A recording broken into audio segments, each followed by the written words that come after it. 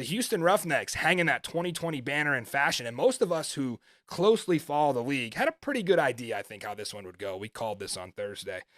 In fact, I was drowning my bad beat sorrows from losing by that hook in Dos Equis and brisket tacos and all the wonderful things that Texas Live has to offer. And I fired on Houston minus 3.5 last minute, very last minute. In fact, I think I tweeted out about 1 minute before kickoff, but it still counts. Got to be on top of that. Follow along on Twitter, Matty Fresh TV. Not going to count it for the record, but it was there. I just couldn't bear going to sleep. 0-1 is really what it was. I also gave out the over as a bonus play here on VSiN Live. Shout out to those guys for having me.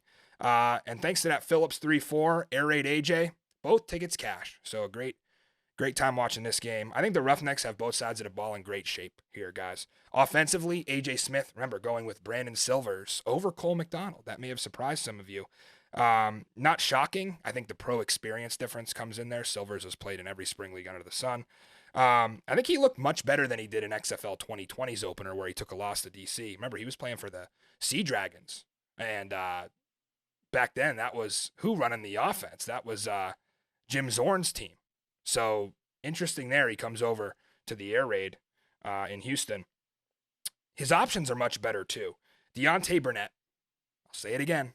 Cam Phillips 2.0. In fact, he might even be better. I know, shocking, but he's got those kind of intangibles. 8 catches for 90 and a score for the former USC Trojan. He was the deadliest wideout across the card in the whole XFL, and that's what I expected. That's why I drafted him on my fantasy team. So he was complemented by John Trey Kirkland. Max Borghi was thrown in there. He's a running back. They both scored. Travell Harris out of Washington State was featured often. AJ Smith has the top offense in the league. And in my opinion, it's really not close. Just look at the numbers. What he did was impressive. And even that's through Brandon Silvers looking completely lost at times. Especially on the 2 picks that he threw. I thought, oh, here comes the Brandon Silvers we know. Well, when you got a coach like AJ Smith, he can calm you down and make adjustments, get you on the headset, calm you down. They couldn't do that with Silvers in Seattle. They just benched him. Here, they left him in the game. They did not take him out for McDonald, even though he threw 2 picks.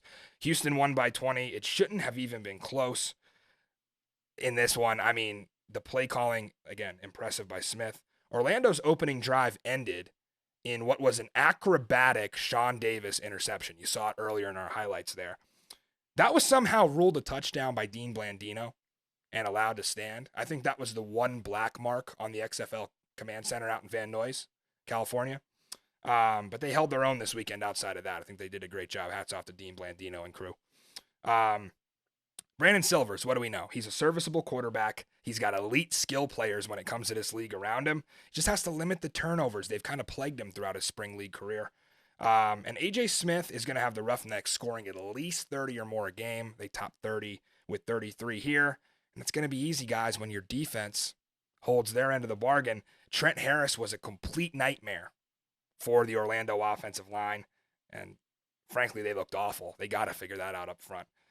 4 of Houston's 7 sacks from 33 himself, and the former Miami Hurricane, our Best of the Boulevard nominee.